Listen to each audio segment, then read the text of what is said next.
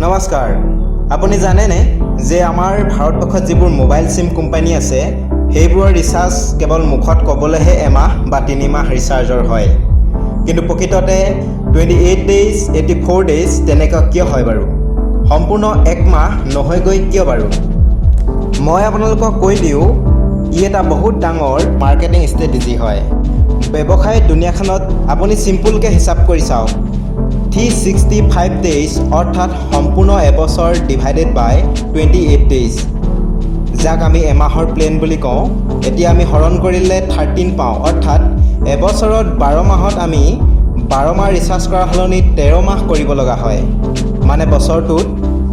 এবাৰ বেছিকৈ কৰিব লাগে 28 দিনৰ হিচাপত এটা বছৰত 13 মাহ ৰিচাৰ্জৰ পইচা আমাৰ পৰা লৈ আছে কোম্পানীবিলাকে এতিয়া চাওক এজন গ্ৰাহকৰ পৰা 200 টকাকৈ বেছি ল'লে সিম কোম্পানীৰ মুঠ গ্ৰাহক 20 কোটি 30 কোটি মানুহৰ পৰা যদি 200 টকাকৈ লয় তেন্তে 1000 কোটি টকাৰ প্ৰত্যেক কোম্পানীয়ে বেছিকৈ লাভ কৰি আছে আৰু একেটাই কাম টুথব্ৰাছ সাবুন আদি বাকি কোম্পানীসকলেও কৰি আছে টুথপেষ্টৰ যোগেদি 200 গ্ৰাম ওয়েটৰ ঠাইত 195 গ্ৰাম টুথপেষ্ট দিয়ে যাৰ পৰিণতিত আমি 5 গ্ৰাম টুথপেষ্ট কমকৈ পাওঁ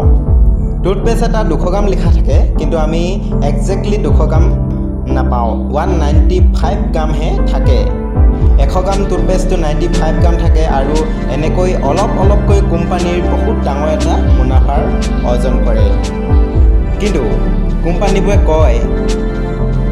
কোনোবাটো মাহ 30 দিনীয়া কিছুমান মাহ 31 আৰু 28 দিনীয়া গতিকে গড় হিচাপ বুলিবলৈ মিনিমাম 28 ডেজটোকে ধৰি দিয়ে সেয়েহে কোম্পানীবোৰে ৰিচাৰ্জ কৰোঁতে 28 ডে হিচাপত ৰিচাৰ্জ কৰে কিন্তু বন্ধুসকল কোম্পানীবোৰেহে তেনেকৈ কয় কিন্তু প্ৰকৃততে ই এটা ডাঙৰ মাৰ্কেটিং ষ্ট্ৰেটেজি হয়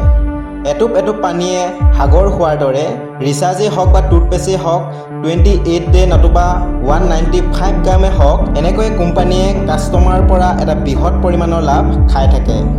ই এটা হৈছে কোম্পানীৰ বিজনেছ কনচেপ্ট